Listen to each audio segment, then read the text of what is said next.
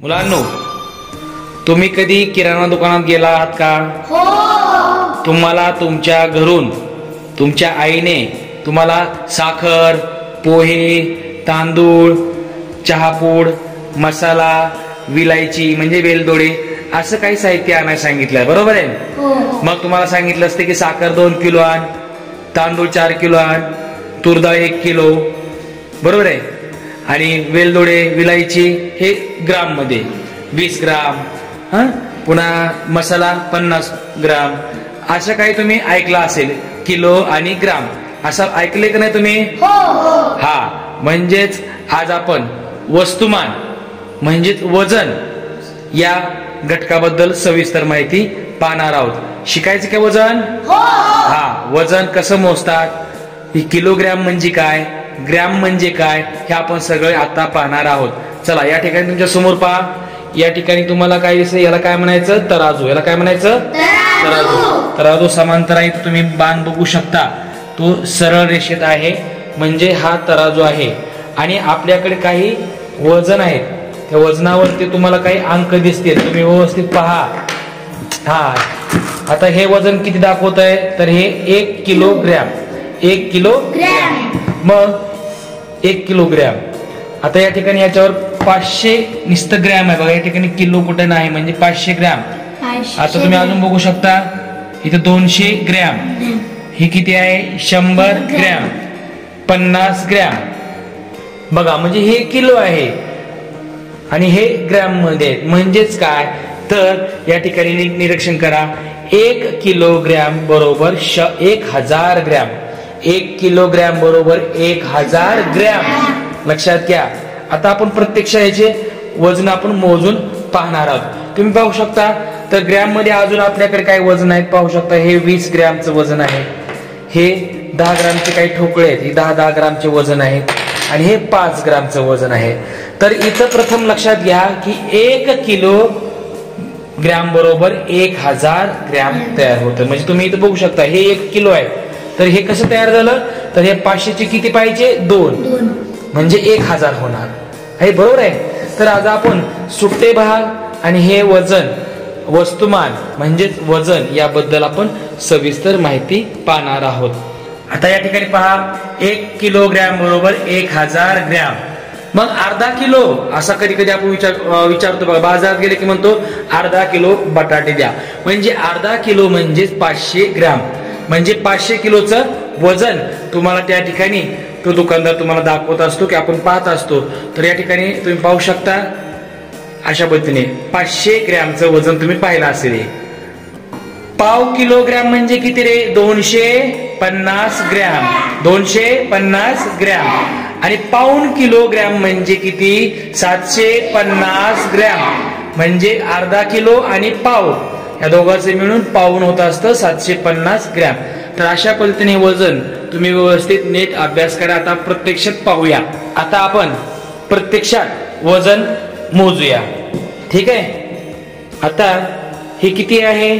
50 gram. किती आहे? बघा, 50 ग्रॅम. चला, 50 ग्रॅम आपण मोजूया. मी या ठिकाणी वजन टाकलेलं आहे. आता इकडं तनुजा, तुझ्या हातामध्ये काय आहे दाखव. हा, आरे आहे. हा, त्या आर्या या ठिकाणी टाकायचे आहेत, म्हणजे त्याला गोट्या म्हणतो आपण. टाका टाका पटपट. हा, आता हे खाली टेकलं बघा, हे जास्त होते. त्यातले अजून एक वजन काढ, म्हणजे समांतर येण्यासाठी. हा, अगदी बरोबर. आता पहा, या ठिकाणी वजन दोन्ही मध्ये समान. म्हणजे आता हे आर्या किती आहेत? 50 ग्रॅम. किती आहेत? 50 ग्रॅम. आता माझ्या हातामध्ये 2 पेरू आहेत. आता पेरू आपण प्रत्यक्षात मोजूया. मी या ठिकाणी तराजूमध्ये पेरू टाकतो. चला, इथं या ठिकाणी शंभू, तुझ्याकडे वजन आहेत, बघ बरे पेरू किती असतील, कोणते कोणते वजन तू वापरणार पहा बर. आता या ठिकाणी शंभू पहा, 2 पेरू आपल्याला मोजून दाखवेल. शंभूचं वजन घे, कोणते कोणते वजन तू वापरणार पाहूया. अरे, पेरू तर 2 आहेत आणि वजन किती आहे? 500 ग्राम. म्हणजे वजन जास्त होत आहे, पेरू लहान. दुसरे वजन कोणते वापरू शकतो बघ. हा, हे किती आहे 200. चला ठीक आहे, 200चे वजन आहे.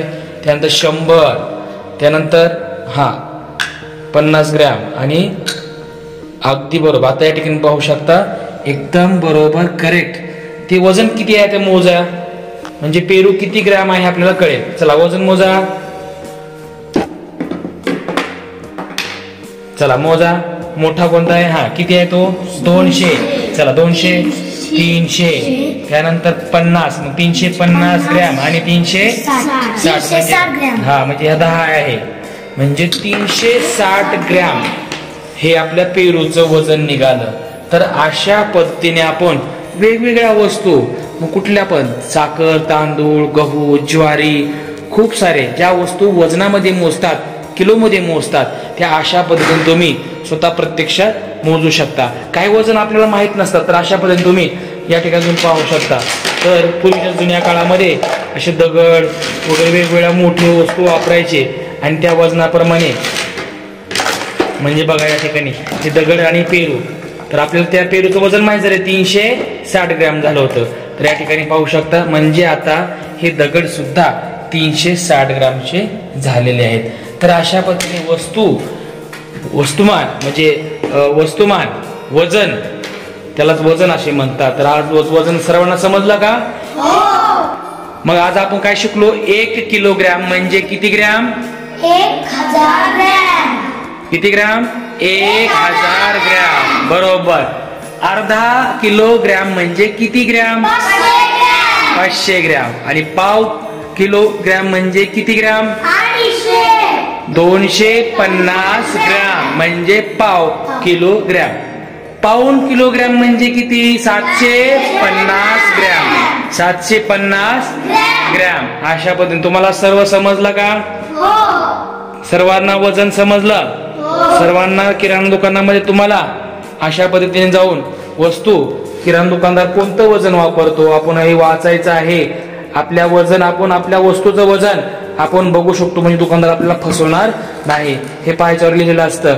कधी कधी याच्यावर 1000 ग्रॅम लिहिलेलं असतं, म्हणजेच 1 किलो. 1 किलोग्रॅम म्हणजेच 1000 ग्रॅम. प्रत्येक वजनाची तुम्ही माप पाहू शकता की किती आहे. आता पाव किलो तयार करायचं असेल तर काय करावं लागेल मला? मग मला पाव किलो करायचं असेल तर काय करावं लागेल? ही 200. मग 200 मध्ये अजून मला काय टाकावं लागेल? 50. म्हणजे 250 म्हणजे हे पाव किलो झाले. हे किती झाले? पाव किलो. अरे मला जर आता पाऊण किलो तयार करायचंय, म्हणजे 750 ग्रॅम तयार करायचं असेल तर काय करावं लागेल? चला दाखवा. 750 ग्रॅम करताना काय करावं लागेल? 500चं 1, 500, त्यानंतर 200, किती झाले? 700 आणि 50. 750 म्हणजेच किती? पाऊण किलो ग्रॅम. अशा पद्धतीने तुम्ही कुठं फसायचं नाही, व्यवस्थित मापाकडे लक्ष द्यायचं. जरी आता काही ठिकाणी इलेक्ट्रॉनिक काटे आहेत बघा, म्हणजे तुम्हाला कळलं पाहिजे की लाल रंगात काटे येतात बघा, तुम्ही बघितलं की नाही दुकानात, किराणा दुकानामध्ये, तर त्याच्यावर 750 आलं तर म्हणायचं की आपल्याला पाऊण किलो दिले. जर मला 1 किलो पाहिजे असेल तर तिथे किती यायला पाहिजे? तिथे किती यायला पाहिजे? 1000चा आकडा यायला पाहिजे. 1000 ग्रॅमचा आकडा. 500 आला तर किती म्हणणार तुम्ही? मग आपल्याला किती वस्तू आली म्हणणार? अर्धा किलो. 500 जर आकडा आला तर अर्धा किलो. तर अशा पद्धतीने लक्षात घ्या. 250 म्हणजे पाव किलोग्रॅम, अर्धा म्हणजे 500 ग्रॅम, 750 म्हणजे पाऊण किलोग्रॅम. तर अशा पद्धतीने आज आपण वस्तुमान म्हणजेच वजन हा घटक व्यवस्थितरित्या पाहिला आहे. सर्वांना समजला ना? समजला का सर्वांना? कळाला का? ठीक आहे, धन्यवाद. स्वाध्याय आपल्याला करायचा आहे. सर्वांनी वजन उद्या येताना मला तुमच्या घरात कुठल्याही वस्तू अशा पद्धतीने वजनामध्ये, काट्यामध्ये मोजायचे आहे, तराजूमध्ये मोजायचे आहेत, मला सांगायचं आहे.